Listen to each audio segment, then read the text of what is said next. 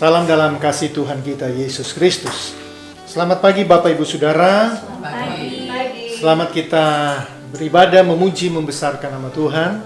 Kami keluarga besar di Setiawan, Bapak Setiawan di sini mengadakan ibadah keluarga, dan saya juga mengucapkan salam kepada jemaat GBDI Pelangi Kasih yang sementara mengikuti live streaming ini. Biarlah semuanya ada dalam keadaan yang sehat, yang kuat di tengah situasi yang tidak menyenangkan hari-hari ini. Tapi kita optimis bahwa virus corona ini segera akan berakhir. Amin.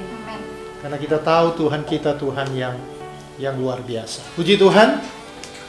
Firman Tuhan pagi ini masih tema sama saudara, yaitu Allah adalah tempat teraman di dunia. Ya. Dua minggu kemarin atau Rabu dan Minggu kemarin saya menyampaikan tema ini, dan kalau saudara yang sudah sempat mengikuti dan mencatat, di situ saya sampaikan bahwa ada beberapa hal mengenai kita mengalami keamanan di dalam dunia ini. Sebelumnya kita buka dulu Mazmur pasal yang ke-27 ayat 14. Demikian bunyi firman Tuhan, Mazmur 27 ayat 14, nantikanlah Tuhan, kuatkanlah dan teguhkanlah hatimu, ya nantikanlah Tuhan. Amin. Ya. Saya katakan bahwa setiap kita manusia bukan hanya butuh yang namanya makanan, asupan di tubuh kita, makanan dan minuman atau pakaian, tetapi kita juga membutuhkan yang namanya perasaan aman.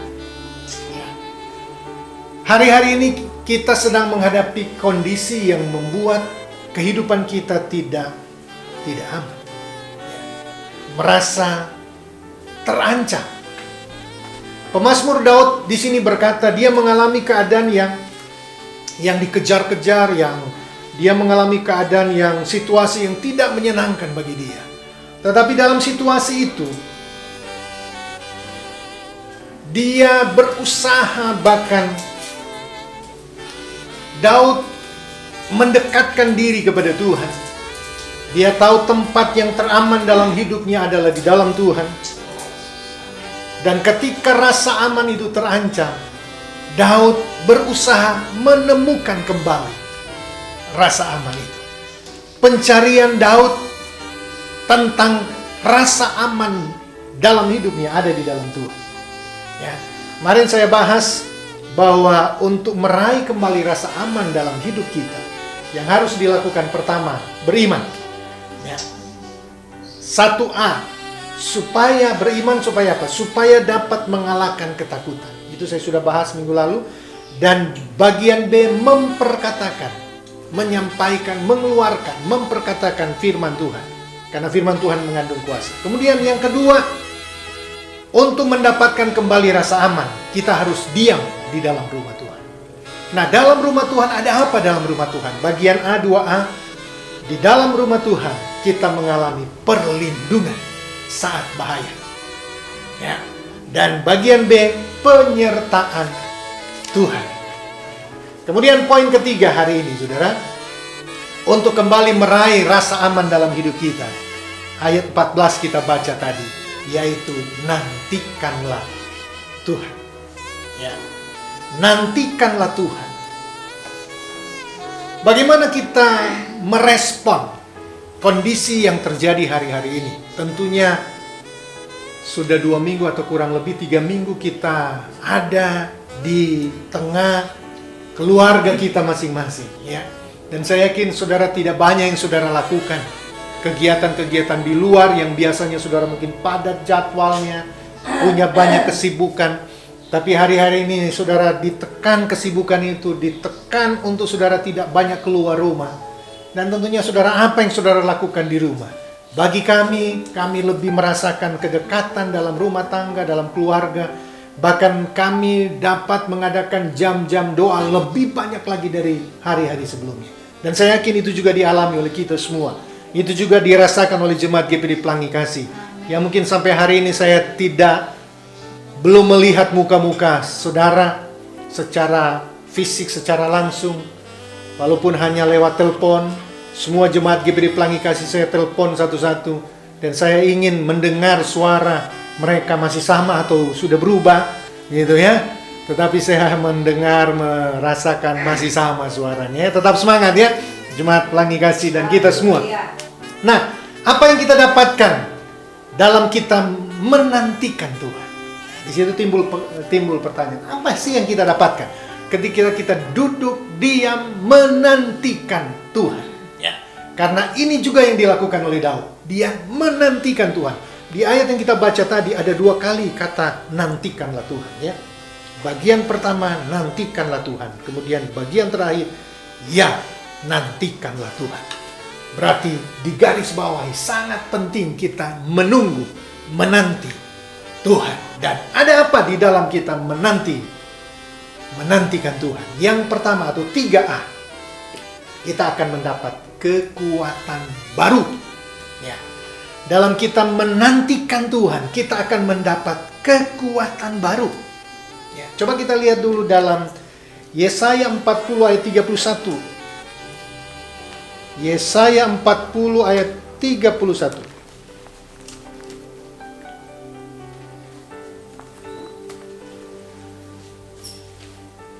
Bagian A saja ya. Tetapi orang-orang yang menanti-nantikan Tuhan mendapat kekuatan baru. Nah, ternyata ini kuncinya, saudara. Kalau kita menantikan Tuhan, menunggu Tuhan, ya, kita akan mendapatkan kekuatan baru. Artinya, kita menjaga hubungan dengan Tuhan. Kita mengadakan mezbah doa di keluarga kita. Itu kita dalam rangka menantikan Tuhan. Kalau kita bangun hubungan dengan Tuhan, Roh Tuhan akan bekerja untuk memberikan kita kekuatan baru. Ya. Persoalan masalah yang kita hadapi, khususnya hari-hari ini, saudara, saya lihat berita televisi semua channel, bahkan semua berita, jarang sekali ada berita yang lain, hanya berita virus corona semua. Yang bagi sebagian orang mungkin dengan berita itu akan membuat dia tertekan. Tapi ada sebagian orang yang mungkin sedang menunggu berita itu, ya, untuk supaya berjaga, untuk supaya melihat perkembangan dan lain-lain sebagainya. Nah, berita ini sangat membuat kita takut. Berita ini sangat membuat kita jadi bingung. Ya, bahkan banyak saya ketemu orang dan katakan, sampai kapan masalah ini, virus ini berakhir? Dan mungkin belum ada yang sudah memprediksi bulan April ini selesai. Kita amenkan supaya bulan ini selesai virus corona. Tapi ada yang memperkirakan sampai bulan Juli. Ya, kita tidak tahu, tapi yang terpenting mari kita nantikan Tuhan. Karena di dalamnya kita akan mendapat kekuatan baru. Orang yang menghadapi masalah, rasa takut yang berkepanjangan, ini yang kadang-kala kita lihat sulit untuk mendapat kekuatan. Sebab orang kalau berjalan makin lama makin capek, makin lama makin lelah. Tetapi Alkitab mencatat orang yang berjalan di dalam Tuhan, orang yang menantikan Tuhan, dia akan mendapat kekuatan baru. Ya. Jadi saya sangat bersyukur kalau saya, keluarga saya, dan kita semua, keluarga, khususnya keluarga di Cipayara ini, hampir tiap hari kami ketemu, dan kami selalu melihat setiap hari ada kekuatan baru. Ya. Memang kita tidak bisa mengusir virus corona ini dengan begitu cepat gitu. tapi dampaknya terjadi di keluarga kita masing-masing. Tapi saya bersyukur kalau setiap pagi kita bisa bangun sehat, ini semua karena kita mendapati kekuatan baru. Dari mana kita dapat? Karena kita selalu menantikan Tuhan. Ya, itulah kekuatan yang kita dapat. Ya, kadang-kala masalah, pergumulan, persoalan atau kondisi kita hari-hari ini membuat kita menjadi lemah. Ya, lemah secara apa? Secara tubuh, ya kan? Capek gitu ya. Tubuh capek gitu, mikirin ini kan capek. Apalagi yang sedang tugas keluar ya, apalagi tenaga medis gitu ya, dokter, perawat harus berjuang, pasti capek secara tubuh. Ya. Bahkan ada capek secara jiwa, roh, capek ya, karena masalah ini panjang, selama, dan kita tidak tahu kapan, belum tahu kapan akan berakhir. Tapi saya mau katakan, kalau kita menantikan Tuhan, kita akan dapat kekuatan di luar kekuatan kita, yaitu kekuatan kuasa Roh Kudus. Kekuatan Tuhan akan hadir dan memampukan kita untuk menghadapi segala perkara. Kalau orang menantikan Tuhan, berarti ada ucapan syukur di dalamnya. Ya, ada pujian yang naik, tidak menyalahkan, ya, tidak mencari masalah, enggak. Berarti ada ucapan syukur di dalamnya. Ya. Jadi nantikanlah Tuhan. Di situ dikatakan, kalau sebenarnya di pasal 40 dari Yesaya ini menceritakan di ayat 31 ini tentang, sebenarnya dia bicara tentang burung Raja Wali ya, mendapat kekuatan. Itu kita lihat di dalam bagian B ya. Tadi 3A, nantikanlah Tuhan agar kita dapat kekuatan baru. Dan yang bagian B, ketika kita menantikan Tuhan, kita akan terbang tinggi. Coba kita lihat Yesaya 40 ayat 31 bagian B. Ya, kita lanjut dari ayat kita baca tadi. Yang naik terbang dengan kekuatan sayapnya. Ya, dengan kekuatan sayapnya. Nah, saya katakan orang yang menantikan Tuhan, orang yang duduk di dalam Tuhan, duduk diam di dalam Tuhan, dia akan dibawa terbang tinggi. Ya.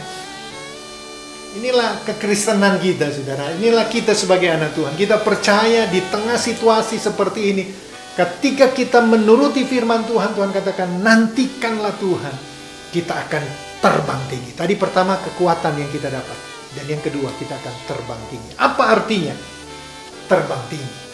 Ya, masalah yang kita hadapi sekarang, ya,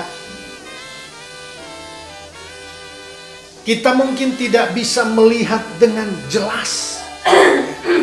Ya kan, tadi saya katakan kita tidak bisa memperkirakan kapan berakhir. Cenderung masalah yang kita hadapi itu, kita alami itu, kita lihat terjadi di hidup kita, di pribadi kita, di keluarga kita. Kita bisa lihat dengan mata kita, dengan mata jasmani kita. Logikanya kita hanya tertuju pada masalah itu. Ya. Tetapi kalau kita nantikan Tuhan, kita akan dibawa terbang tinggi. Burung Raja Wali adalah burung yang sangat unik sebenarnya. Burung yang unik. Karena burung Raja Wali adalah burung yang kalau dia dewasa tingginya 90 cm. Dia kalau membentangkan sayapnya kurang lebih 2 meter nih. Ini Raja Wali dewasa. Dan Alkitab catat burung yang paling banyak dicatat di Alkitab bukan merpati, tetapi burung Raja Wali. Dan ternyata burung Raja Wali itu kenapa dia dikatakan terbang tinggi? Karena sarangnya yang dia buat bukan di atas pohon, tapi di bukit batu. Jauh dari predator, jauh dari ancaman musuh. Nah, inilah Allah memberi gambaran. Kita akan mendapat kekuatan dan kita akan terbang tinggi. Nah, kalau kita terbang tinggi, saudara, saya melihat kalau punya drone gitu ya, pengen sih punya drone gitu ya, cuman kapan ya?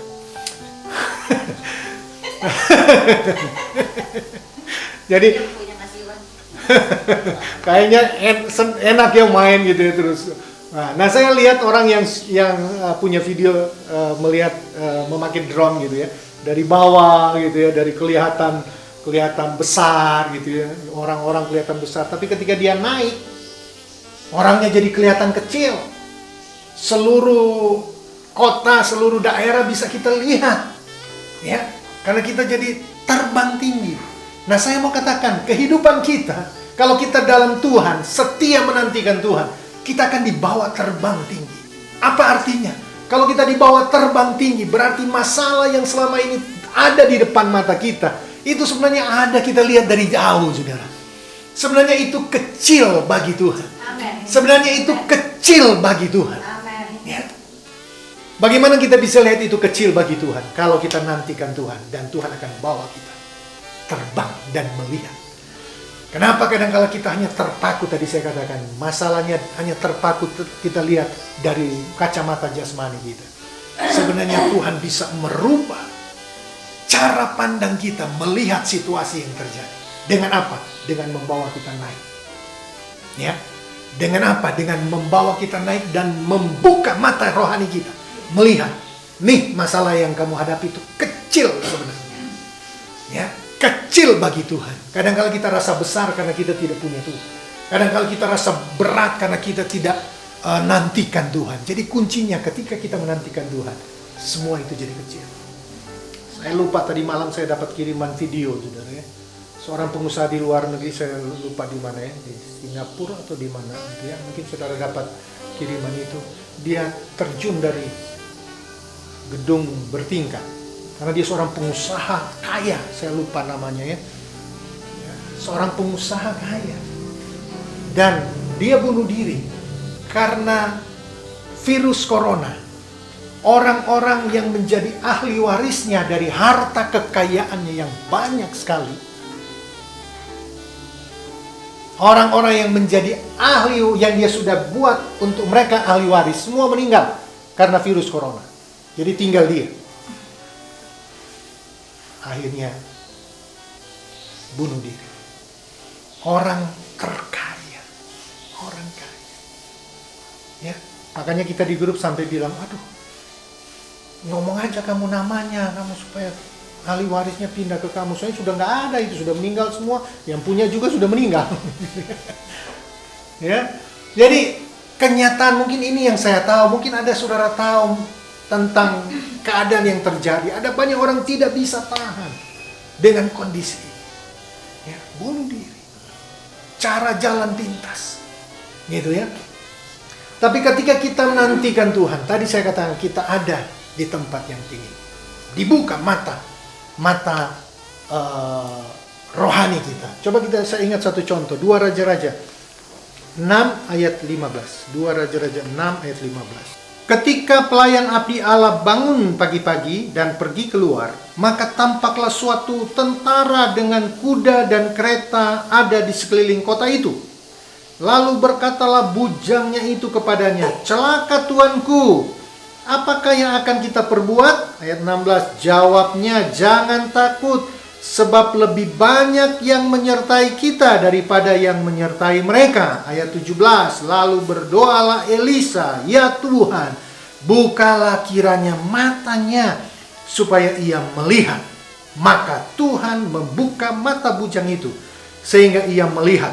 Tampaklah gunung itu penuh dengan kuda dan kereta berapi sekeliling Elisa. Ada seorang bujangnya Elisa, pengerjanya Elisa, namanya Gehasi. Ya, ini terjadi di Dotan. Mereka dikepung, Elisa dikepung. Ya. Dan akhirnya tadi yang kita baca ayat-ayat tadi, 3 ayat tadi. Ketika di dalam kemah kemudian si Gehasi keluar, dia melihat tentara musuh itu sudah banyak mengelilingi dan akan menyerang. Ketakutanlah si Gehasi. Dia datang kepada tuannya Elisa. cerita Elisa bukan ketakutan, tetapi Elisa katakan, Tuhan bukalah matanya supaya dia bisa melihat. Dan Alkitab catat ayat 17 tadi, Tuhan membuka matanya. Dan di sini bukan mata jasmani yang dibuka. Karena Gehazi melihat dari kacamata jasmaninya, ada banyak musuh yang menyerang. Banyak lawan sedikit, so pasti kalah sedikit. Tetapi ketika matanya dibuka, mata apa yang dibuka? Mata rohaninya. Mata imannya Gehazi dibuka oleh Tuhan. Dan ketika dibuka, Gehazi melihat ada lebih banyak, bahkan satu gunung itu ada malaikat Tuhan yang sudah siap menyerbu, menjaga, menolong. Dan saya mau katakan kepada saudara, kalau kita menantikan Tuhan, apapun kondisi yang sedang kita hadapi hari-hari ini, Tuhan akan buka mata rohani kita dan melihat sebenarnya ada beribu, bahkan berlaksa pasukan malaikat sorga yang dikirimkan kepada kita untuk menjaga kita, untuk menghindari kita dari segala kecelakaan, dari segala ancaman. Ya. Intinya ketika kita ada di dalam Tuhan, jadi cara pandang kita dirubah oleh Tuhan. Ya. Dan pagi ini saya mau semua yang hadir, bahkan semua jemaat GBI Pelangi Kasih, dan siapapun yang sempat mendengar firman Tuhan ini, bukan, minta kepada Tuhan supaya Tuhan membuka mata rohani kita dan cara pandang kita yang berbeda. Kemudian yang terakhir, bagian C. Ya. Apa yang kita dapatkan dalam kita menantikan Tuhan? Tadi bagian A, kekuatan baru, dan bagian B, terbang tinggi. Kemudian yang C, ketahanan. Kita lihat Yesaya tadi 40 ayat 31. Bagian terakhir sekarang, bagian C. Ya, dengan kekuatan sayapnya mereka berlari dan tidak menjadi lesu, mereka berjalan dan tidak menjadi lelah. Ya. Memiliki ketahanan. Ya. Kita akan mengalami ketahanan di dalam segala hal. Orang kalau berlari pasti jadi lesu. Orang kalau berjalan pasti jadi lelah. Tetapi Alkitab katakan, kita akan mendapat kekuatan. Ya.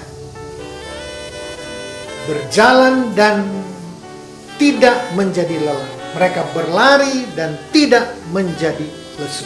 Kenapa? Karena ada kekuatan yang kita dapatkan. Ada ketahanan yang Tuhan beri, ya kan? Kalau kita sampai hari ini ada di dalam Tuhan, karena kita memiliki ketahanan iman, ya. Karena kita memiliki daya tahan, ya.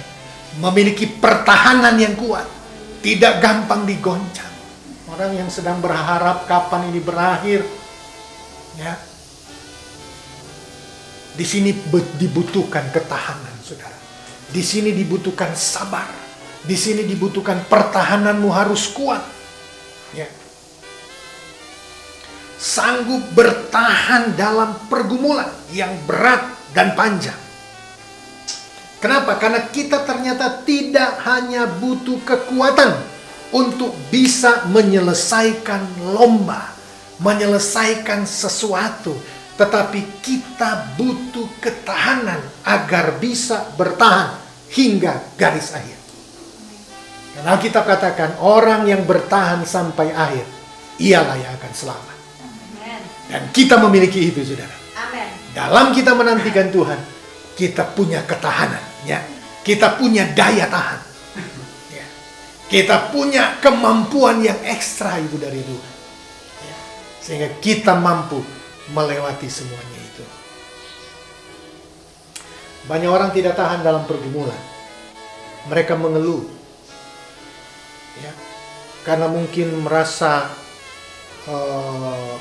sudah sekian tahun, berbulan-bulan masalah ini, bertahun-tahun masalah ini, hadapi persoalan yang berat, tidak tahan. Tetapi saya baca seorang pemain sepak bola namanya Neymar, saudara, ya, pemain dari Brasil dan sekarang di PSG Prancis. Dia katakan begini, dalam hidup ini kita jadi kuat karena ada lawan. Nah, seorang pemain sepak bola berkata, dalam hidup ini kita jadi kuat karena ada lawan. Ya. Jadi kita butuh. Ya, dalam artinya ini saya katakan ternyata Neymar butuh lawan. Dia butuh orang yang menjadi musuhnya, khususnya di sepak bola. Sebab lucu kan kalau siaran langsung kemudian Neymar sendiri nggak ada musuh, berapa puluh gol dia bisa golin kan? Karena ada musuh. Ya, bahkan karena ada musuh dia bisa piawai, menggocek bola, memberikan umpan, menyundul, memasukkan bola. Itu jadi piawai karena ada musuh yang mengganjol dia, yang tackle dia, yang mendorong dia. Ya, justru lawan kita. Sekarang kita sedang menghadapi perlawanan yang keras oleh kuasa setan dengan virus corona ini. Kita akan jadi kuat, kita akan bertahan ketika musuh ini hadir dalam hidup kita. Ya, jadi mari saudara jalani semua itu, dan kita akan melihat pertolongan Tuhan yang luar biasa. Ketika kita menghadapi semuanya ini, Tuhan akan menyatakan mujizatnya dalam hidup kita. Ya. 3 poin pagi ini, saudara. Dan kita percaya bahwa nantikanlah Tuhan. Ketika kita nantikan Tuhan, kita akan mendapat kekuatan. Ketika kita menantikan Tuhan, kita akan dibawa terbang tinggi, mengatasi setiap masalah. Dan ketika kita nantikan Tuhan, kita memiliki pertahanan yang kuat. Kita akan memiliki ketahanan ya dalam setiap pergumulan yang kita hadapi. Dan terlebih pagi ini saudara, kita akan terima perjamuan Tuhan. Ya, Tuhan sudah menyerahkan nyawanya untuk kita, menyerahkan nyawanya untuk kita, menyelamatkan kita. Ya, lewat tubuh dan darah Yesus, kita akan mendapat kekuatan yang luar biasa. Ya, terimalah perjamuan Tuhan hari ini, saudara. Puji Tuhan, Tuhan berkati kita.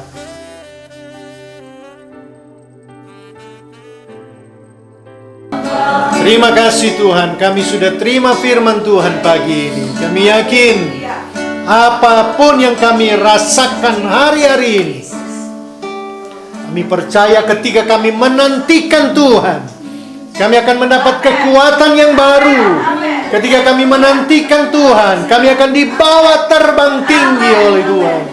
Dan ketika kami menantikan Tuhan, kami akan memiliki ketahanan iman yang luar biasa. Dan kami akan melihat kuasa-Mu dinyatakan bagi kami. Terima kasih Tuhan. Semua kami yang sudah dengar firman Tuhan, biarlah mendapat kekuatan yang baru dari Tuhan. Dan saatnya tiba kami akan terima perjamuan Tuhan. Layakan kami, sucikan kami, kuduskan kami, baik kami keluarga setiawan di sini, bahkan kepada seluruh jemaat GPD Pelangi Kasih yang ada di rumah masing-masing, yang sementara mengikuti live streaming ini. Hamba-Mu berdoa, layakan kami semua, layakan umat-umat-Mu untuk terima perjamuan Tuhan.